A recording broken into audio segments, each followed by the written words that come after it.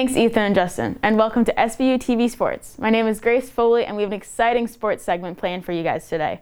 Our Matthew Shallow talked to a couple students who are headed to the game this Saturday against Rutgers in Toronto. Let's take a look.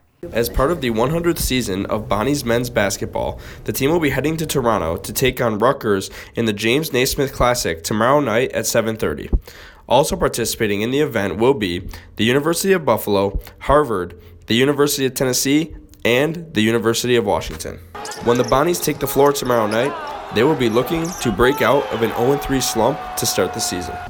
The Bonnies are expecting a decent fan base to travel to Toronto. I personally caught up with two students who are going there themselves. I think it's really cool for the guys to actually experience an NBA court and atmosphere. It's not the first time that they're playing in a big arena, but I think it's a good experience for all these guys to play in front of a larger crowd. And I also think that there's going to be a lot more Bonnies fans there than many people expect. Looking forward to going up to Toronto and just having see a lot of Bonnie supporters, both alumni and current students. Really look forward to the game.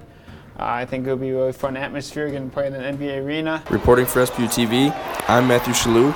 Both our basketball teams were in action this week as the men's team battled Siena for the Franciscan Cup and our women's team played Bucknell. Let's take a look at the highlights.